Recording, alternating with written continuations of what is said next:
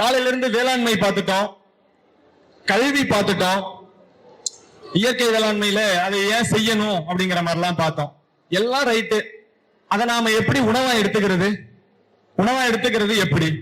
அப்போ என்னதான் மரபு உணவுன்னு பேசினாலும் அதை எப்படி எடுத்துக்கணுங்கிறதுக்கு ஒரு முறை இருக்கு இல்லையா? இந்த முறைய இயற்கை வேளாண் அனுபவ பயணத்துல நம்ம தஞ்சை மாநகர உரித்தாள் கொண்ட நம்ம ஐயா வேளாண் செம்மல் கோ சித்தர் அவர்களுடைய சிறப்பு கருத்துரை நமக்காக வரவேற்கலாங்களா? மகிழ்ச்சி.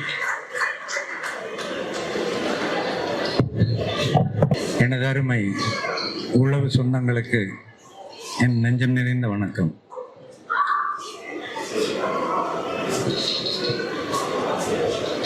இன்றைய நாள் எனக்கு 2 நிலையை ஏற்படுத்துது. ஒன்று அதிக மகிழ்ச்சி, இன்னொன்று நெஞ்சம் கனத்த ஒரு வருத்தம். 2ஐயும் நான் சொல்றேன். மகிழ்ச்சி, நம்ம விஜய் இருக்கார் இல்லையா, குருவை மிஞ்சின சீடன்னு சொல்லக்கூடியதுக்கு ஒரு அடையாளம். குறுகிய காலமாக இந்த இயற்கை உழவாண்மைக்கு வந்தாலும் அதன் முழு பரிமாணத்தை உணர்ந்து தன்னை அதில் ஈடுபடுத்தி இன்று வெளியில தெரியக்கூடிய ஒரு நபர். அந்த வகையில் இந்த பெருமுயற்சியை அடித்தளத்தில் இருந்து எடுத்த விஜய்க்கு எனது நெஞ்சம் நிறைந்த வாழ்த்துக்கள். ஏன்னா ரொம்ப பேர் ரொம்ப காலமா முன்னத்தியர்கள்லாம், ஐயா உட்கார்ந்துருக்காரு ஆசிரியர், முன்னத்தியர்கள்லாம் இங்க இருந்து தஞ்சாவூர்ல பண்ணணும்னு நீண்ட காலமா யோசனையோடய எல்லாரும் இருந்தோம். அதை கடைவீதிக்கு கொண்டாந்து நிறுத்தியிருக்காரு. தாயகம் விதை பாதுகாப்பு மையத்தின் அவருக்கு பக்கபலமா ரோட்டரி, இன்னும் இதர நண்பர்கள் நிறைய இருக்கீங்க. இந்த தளத்தின் மேடையில் அமர்ந்திருக்கின்ற எனக்கு முன்னால் பேசிய சகோதரருக்கும் நமது வானகம் ரமேஷ் ஐயா இருக்காரு. வெற்றிமாறன் இறங்கி எங்கேயோ வெளில போயிட்டாருன்னு நினைக்கிறேன். நிறைய நண்பர்களை நான் பார்க்கிறேன். ஆசிரியர் காலையிலே வந்திருப்பீங்கன்னு நினைக்கிறேன். நான் வர முடியல.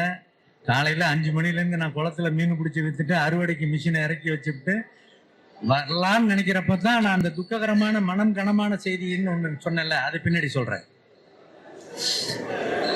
எனது அருமை யூடியூபர்ஸ் எட்வின் இருக்கீங்க, இன்னும் இதர நபர்கள் இருக்கீங்க, ராஜசேகர், இந்த மாதிரி நிறைய பேர் இருக்கீங்க. எல்லாரையும் நிறைய பார்க்குறேன். அமர்ந்திருக்கிற நிறைய பேர் பரிச்சயமானவர்கள். ஒவ்வொருவரையும் நான் பேர் சொன்னா ரொம்ப நேரம் ஆயிடும். ராஜராஜன் அங்கே உட்காந்துருக்கீங்க. இப்படி நிறைய. இதுல குறிப்பா ஒரு முக்கியமான ஆளை நான் சிறப்பு வரவேற்பு கொடுத்துதான் ஆகணும். நம்ம யாரால கெட்டோம்னு நம்ம நினைக்கிறோம்? அரசு ஆலோசனையால் கெட்டோம்னு நினைக்கிறோம். அந்த அரசு ஆலோசனையில் நமக்கான ஆலோசனையை வழங்கி இன்றும் தனது வயது முதிர்ந்த நிலையிலும் இந்த தளத்தில் தன்னை ஈடுபடுத்தி கொண்டிருக்கும் முன்னாள் வேளாண்மை இணை இயக்குனர் பாடகர் பழனி ஐயாவை நான் நெஞ்சுர வரவேற்கிறேன். நான் சொன்னதே கேட்காம அவர் உட்கார்ந்திருக்காரு. அந்த அளவுக்கு வயது முதிர்ந்தவர். உங்களுக்கு தான் இப்ப சிறப்பு வரவேற்பு கொடுத்தேன். அவருக்கு ஜேடியாவா இருந்து ரிட்டையர் ஆனார். பேர் பாடகர் பழனி தான். இந்த இயற்கை வேளாண்மைன்னா தமிழ்நாடு பூரா எல்லா இடத்துலையும் தன்னை ஐக்கியப்படுத்திக்கிட்டவர்.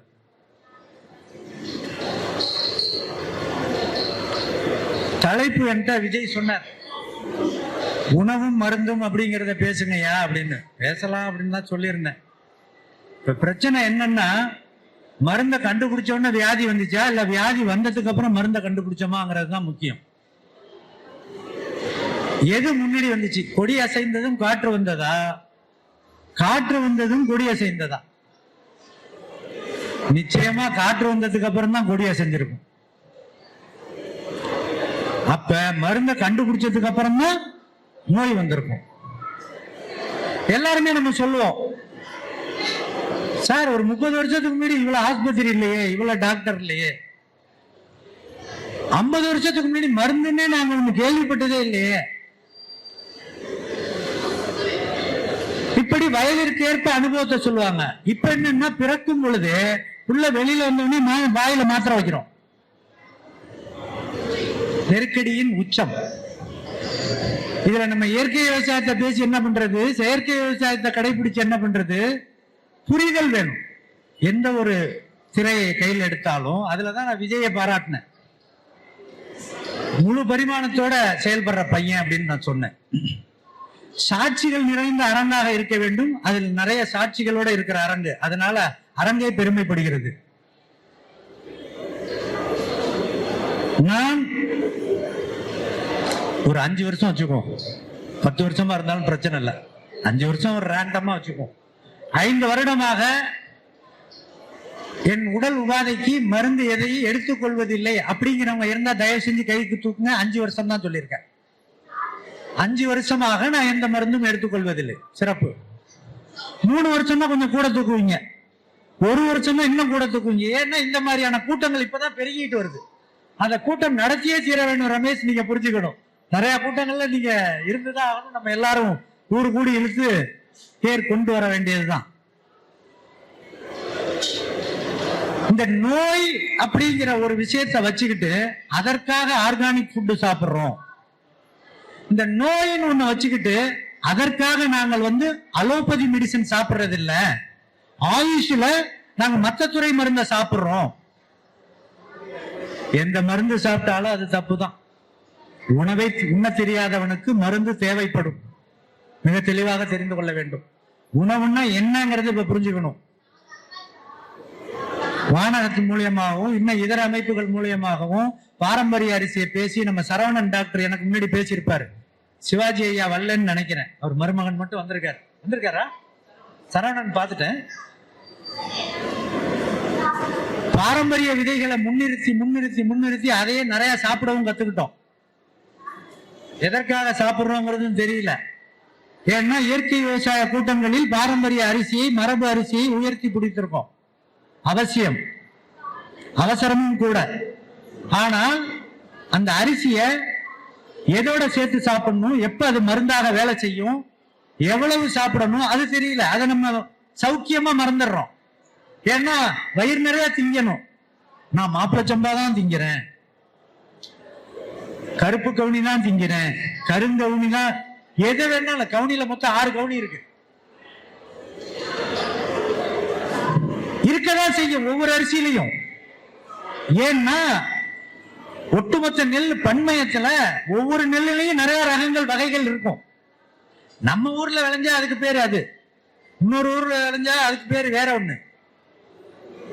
ஏன்னா இந்த மாதிரியான கூட்டங்களுக்கு மருந்தாக அரிசியை நினைத்து ஏதோ ஒருவர் என்னை போன்றவர்களோ இன்னும் இருக்கின்றவர்களை போன்றவர்களோ பேசுகின்ற பொழுது ஒரு அரிசியை சொன்னால் அந்த அரிசிக்காகவே ஊர் பூரா அலையக்கூடிய மக்களை பார்க்கின்ற பொழுது இந்த துறை இன்னும் மேம்பட வேண்டும்.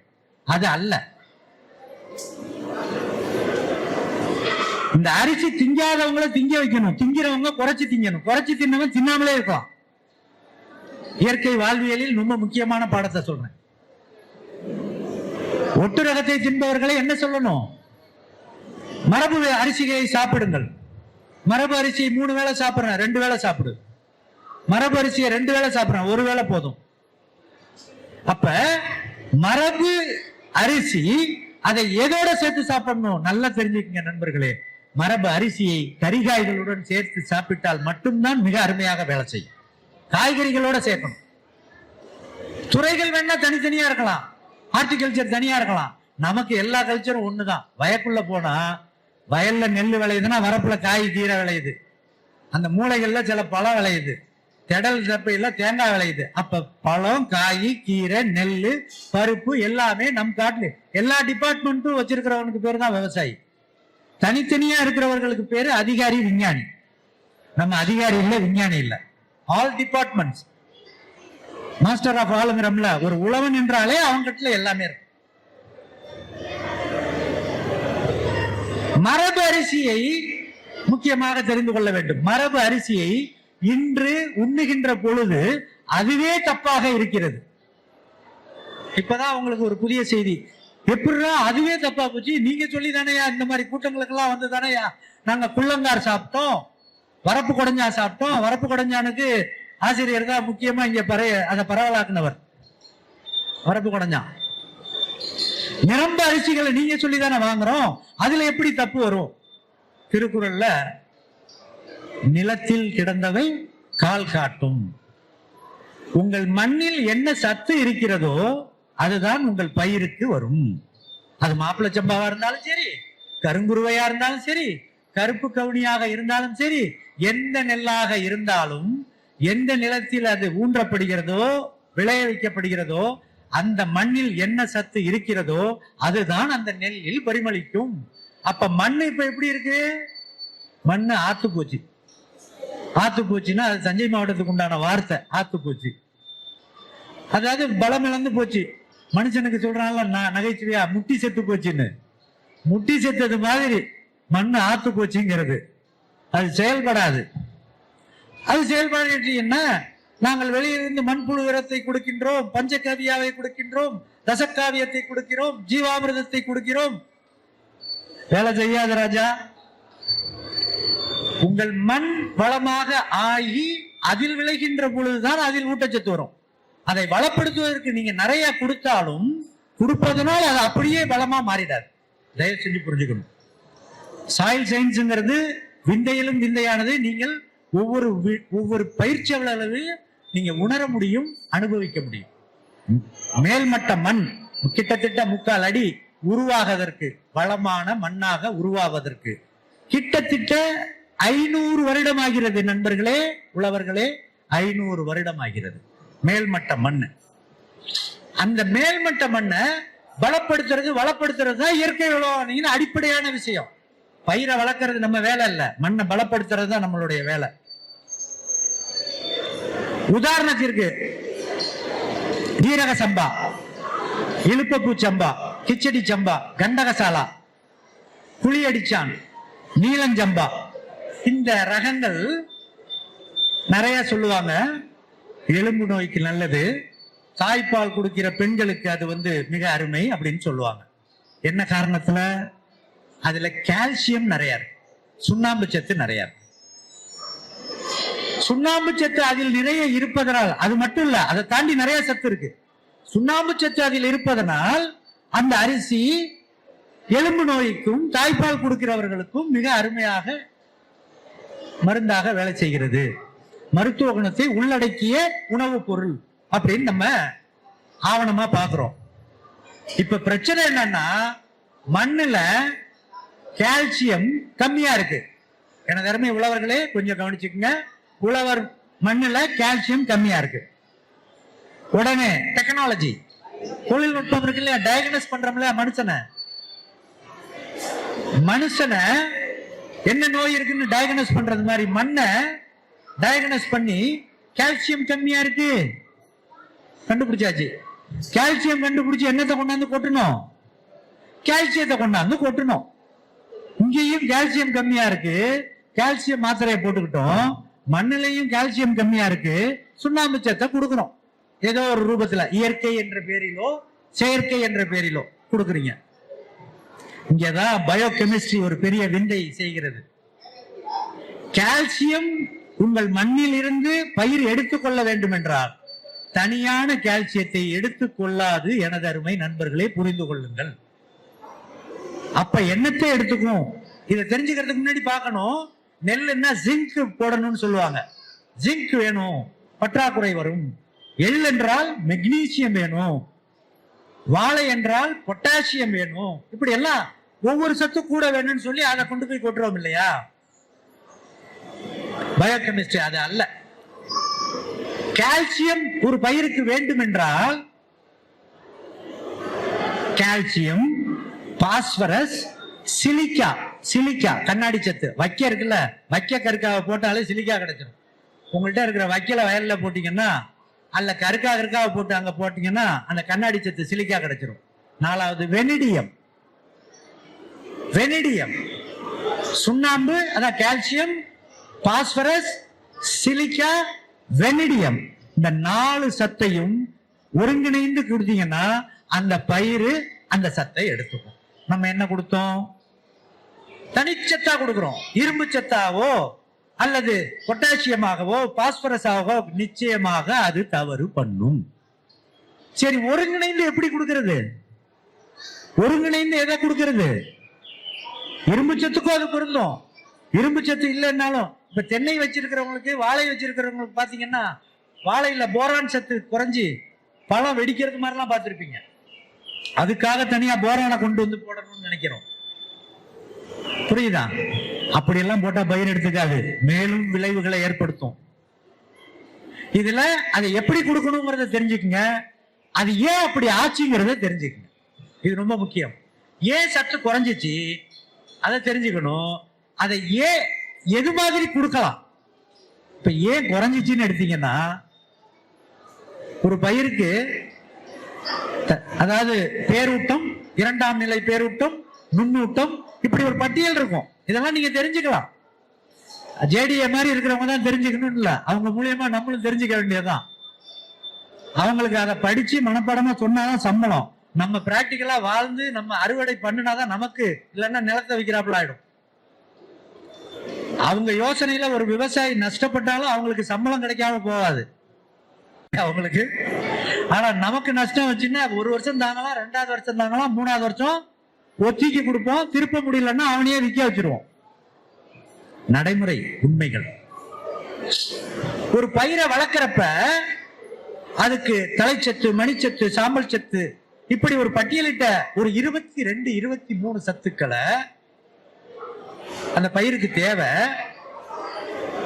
என்ன பயிருக்கு என்ன சத்துன்னு அதிகம் வேணும்னு நினைச்சிட்டு உயர் விளைச்சல் எடுக்கணும், இன்னும் விளைச்சல் எடுக்கணுங்கிற ஆசையில அதற்கான பிரத்யேகமான இடுபொருள்களை நம்ம கொடுக்கும் பொழுது இன்னும் அதிகம் கொடுங்க, இன்னும் அதிகம் கொடுங்க, இன்னும் விளைச்சல் வேணுங்கிறப்ப எனக்கு அருமை சொந்தங்களே, அந்த கொடுத்த பேரூட்டத்தை மட்டும் அதிகமாக எடுத்துக்கொள்ளக்கூடிய திராணி அதுக்கு வரும்.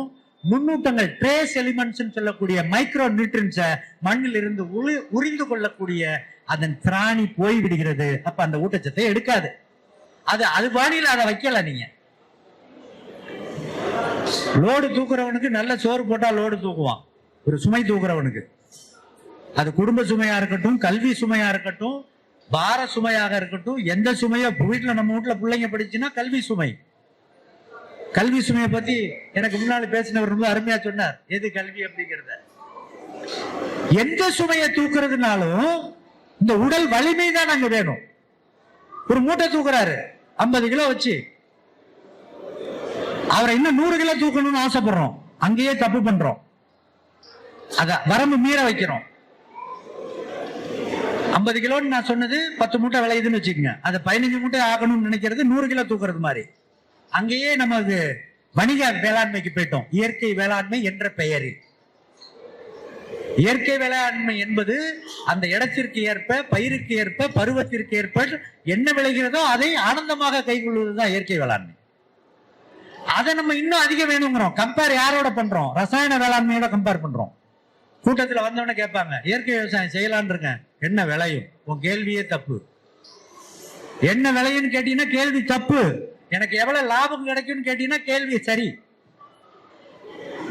லாபம் பெறுவதில் தான் குறியா இருக்கணுமே தவிர அதிக விளைஞ்சு ஒண்ணு இங்க ஆக போறது இல்லை. நிறைய விளைவிச்சாச்சு. இன்னைக்கு உலகத்துல கிட்டத்தட்ட முதல் இடத்திற்கிட்ட நெருங்கிட்டு இருக்கு அரிசி உற்பத்தியில் இந்தியா. ஆனா அரிசி உற்பத்தி பண்ணக்கூடிய உழவர்களும் விளைநிலமும் சீரழிந்து சின்ன பின்னமாக இருக்கிறது. இதை நான் சொல்லவில்லை, ஐசிஏஆர் டிக்ளேர் பண்ணிருக்காங்க. 85% நிலம் சீரழிந்த நிலையில் இருக்குன்னு. என்ன நடந்துச்சு? நிறைய விளைவிச்சோம். என்ன நடந்துச்சு? மண்ணு கெட்டு போச்சு, சின்னவனும் கெட்டு போயிட்டான். இதுக்கு ஏயா பசாம பெரிய கோயில படுத்திருந்தாலும் சோறு போடுறான், உண்டகளி கொடுக்குறான், வாங்கி தின்ட்டு நிம்மதியா இருக்கலாம்ல. காலையில இருந்து ராத்திரி வரைக்கும் வேலை பார்த்து நானும் வேலை பார்க்கறேன்னு சொல்லி விளைவிச்சு தின்னவனு நல்லா இல்ல, விளைவிச்சவனு நல்லா இல்ல, விளைவித்து தந்த மண்ணும் நல்லா இல்லைன்னா எங்கேயோ ஒரு பிறழ்வு இருக்கு. அதை நாம் புரிந்து கொள்ள வேண்டும் என்பதற்காக சொல்றேன். நீங்க தனிப்பட்ட முறையில் இது நல்லதா, இது பயிர் ஊக்கியாக விளைபெறும், இது பயிருக்கு இந்த சத்தை தனியாக கொடுக்கும் என்றால் அந்த அடிப்படையான சத்தை பயிர் உறிஞ்சுவதை அது விட்டுவிடும். அதன் விளைவுதான் நுண்ணூட்டச்சத்துக்கள் குறைபாடு என்பது. அதை புரிஞ்சுக்கிட்டீங்கன்னாவே இனி வரும் பயிர் செலவில் ஊட்டச்சத்து குறைபாடு வராம வச்சுக்கலாம். ஒண்ணு. சரி, ஊட்டச்சத்து குறைஞ்சிருச்சு, காரணம் சொல்லிட்டேன், அதை எப்படி நிவர்த்தி பண்ணலாம்? சோறு தின்னவன், ஒரு வயக்காட்டுல இருந்து சோறு தின்னவன், அவன் காரி துப்புற எச்ச கூட வயக்காட்டுல தான் துப்பணுங்கிறது ஒரு அடிப்படையான அறிவு. அப்படின்னா என்னன்னா, நீ பெற்றதை அந்த வயலுக்கே திருப்பி தரணும். அந்த எண்ணெய் வேணும். நாராயண ரெட்டி இளம் பிள்ளைகளுக்கு தெரியாம இருக்கலாம், பெரியவர்களுக்கு எல்லாம் தெரியும். பெங்களூர்ல இப்ப அவர் இல்ல. இயற்கை வேளாண் ஆசை சிவகங்கை மாவட்டத்துல நிலமும் வாங்கி அவர் பண்ணி இப்ப அவர் ஆள் இல்ல, அதனால அவர் நோ மோர். பெங்களூர்காரரு டவுனுக்கு அவர்கிட்ட போயிட்டு டவுனுக்கு ஒரு 7-8 பேர் ஒரு 10-20 கிலோமீட்டர்ல வந்து உட்கார்ந்து பேசிட்டு இருக்கிறப்ப திடீர்னு அவர் ஷெட்யூல மாதிரி வாங்க கொல்லைக்கு போயிடலாம், ஊருக்கு போவோங்கிறாரு. இல்லையே இந்த வேலையை முடிச்சுட்டு போமே. இல்ல 1-2க்கு வந்தா நான் வயக்காட்டுல தான் போறது, அந்த சோறு அது கொடுக்கறத திங்கிறேன், எனக்கிட்டே இருந்து வரக்கூடியதை அங்க கொடுக்கணும், வெளியில கொடுக்க மாட்டேங்கிறாரு. எனக்கு அதிர்வுல அதிர்வு, பெரிய அதிர்வு. என்ன பதில் பாருங்க. ஐயா சொல்லுவாங்க இல்லையா, நம்மாழ்வார் ஐயா, மேல்மட்ட கழிவு கீழ்மட்ட உணவு. அப்ப நாராயண ரெட்டி வயக்காட்டுல விளைஞ்சதை சோறா திங்கிறாரு, அவர் 1-2க்கு போறதுனால வயக்காட்டுக்கு போறாரு. நம்மில் எவ்வளவு பெயர் நிலத்தில் இருந்து பெற்றதை நெஞ்சம் குறைபாடு இல்லாமல் திருப்பி தருகிறோம் இல்லையே? ஒரு நெல் விளையுதுன்னா நெல்லுக்குள்ள இருக்கிற அரிசி தான் உங்களுக்கான உணவு. அந்த உமியை என்ன செய்தீர்கள்? அந்த கற்கால என்ன செஞ்சீங்க? அந்த வைக்கல என்ன செஞ்சீங்க? வைக்கல வெளியில கட்டி வித்துட்டோம், கற்காவை போட்டு கொளுத்தி அதை முடிச்சிட்டோம். அந்த உமி என்ன பண்ணீங்க? அது மில்லுக்காரவங்கள்ட்டயே தவிட நீ எடுத்துக்க, அரிசி மட்டும் கொடுன்னு வந்துட்டேன். அந்த காடு விளையுமா? காடு விளையாது. காட்டிலிருந்து பெற்றதை காட்டிற்கே தர வேண்டும். நீங்க காசாக பணமாக எதை வேணாலும் செலவு பண்ணிடலாம். மண்ணை வளப்படுத்துவது அது வேற எதுவும் கேட்காது. எனக்கு சுண்ணாம்பு சத்தை தனியாக கொண்டாந்து போடு, இரும்பு சத்தை தனியா கொண்டாந்து போடுன்னு கேட்காது. அது விளைந்ததை உனக்கு தேவையானதை எடுத்துக்கொண்டு எச்ச சொச்சத்தை அந்த வயலுக்கே நம்ம தரக்கூடிய அடிப்படை அறிவை தயவு செய்து உழவர்கள் அனைவரும் வைத்துக் கொள்ள வேண்டும். நான் இயற்கை உழவர்னு கூட நான் பிரிக்கல. நீ செயற்கையா கூட பண்ணிட்டு போ, அதை பத்தி எனக்கு பிரச்சனை இல்லை. ஆனா இதை செஞ்சா உனது விளைச்சல் என்பது, மண்வளம் என்பது நீடித்து நிலைத்த என்ற ஒரு குறியீட்டிற்குள் வரும். எல்லா சத்துக்கும் முக்கியம். இப்ப மனிதனுக்கு என்ன உணவு மருந்து. மனிதனுக்கு தொற்று நோய் வருது, மழை காலம் வரப்போகுது, தொற்று நோய் வரும், இருமல், சளி, ஆஸ்மா, டிபி எல்லாம் வருது. நோய் எதிர்ப்பு சக்தியே வரல. அதற்கு முக்கியமான சத்து என்ன தெரியுமா? Vitamin C. வைட்டமின் சி வேணும், உயிர் சத்து சி வேணும். இவ்வளவுதானே விஷயம். மருந்து கடையில போய் வைட்டமின் சி மாத்திரையை கொடுன்னு வாங்கி போட்டுக்கலாம். வைட்டமின் சியை உள்ள போட்டுருவீங்க, என்ன விளைவு நடக்கும்? ஒரு இயற்கை மருத்துவத்தில் நித்தம் சந்திக்கின்ற சவால்களையும் மீண்டு வருகின்ற விடயங்களையும் உங்களுக்கு நான் சொல்ல விரும்புறேன். வைட்டமின் சி வேணும். அந்த வைட்டமின் சி ஒரு பில்ஸா, ஒரு மருந்து மாத்திரையா, ஒரு பானமா நீங்க மருந்தா கொடுத்தீங்கன்னா இந்த உடம்புக்குள்ள ஏற்கனவே சம்பாரிச்சு வச்சிருக்க இரும்பு சத்து இருக்குல்ல, அது நஞ்சாக மாறிவிடும். அயன் டாக்ஸிட்டி வந்துடும். ரெண்டாவது என்ன நடக்கும் தெரியுமா? ஜிங்க், காப்பர், இது ரெண்டும் உள்ளுக்குள்ள இருந்தது, இது உள்ள போனதுனால வெளியில ஓடிடும், கழுவிடும். Lack of copper and zinc.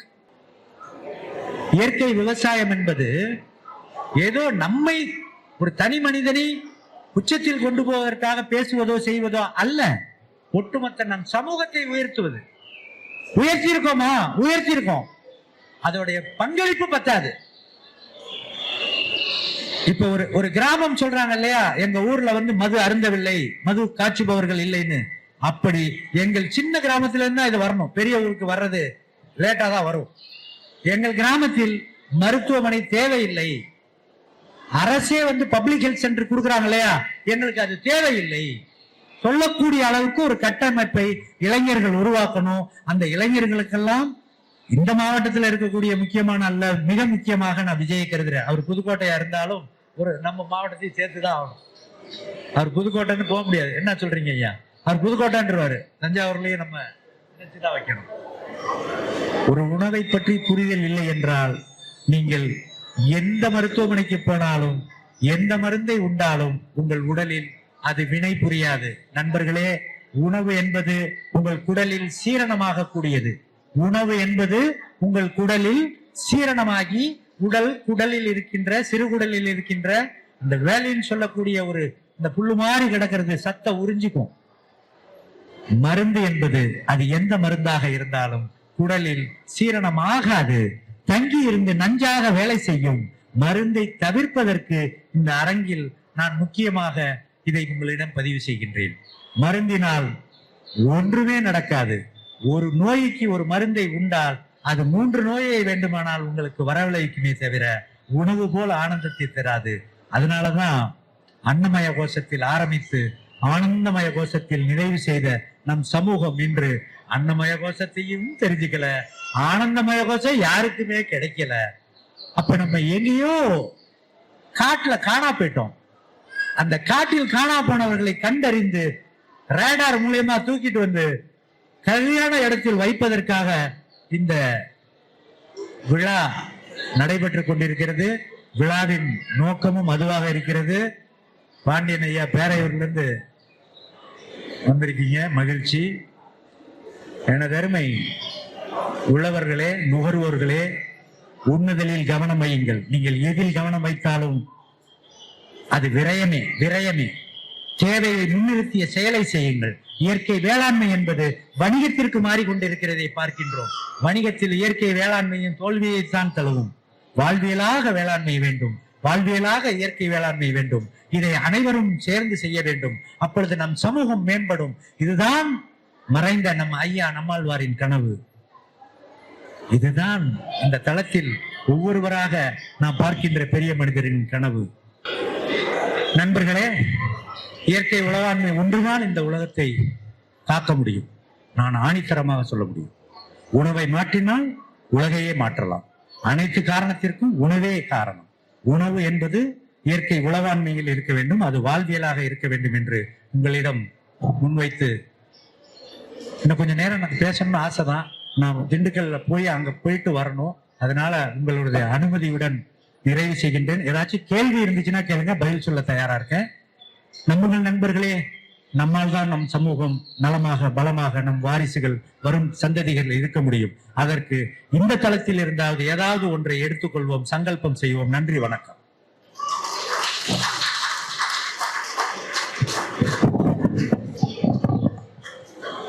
உணவெனப்படுவது நிலத்தோடு கலந்த நீரே.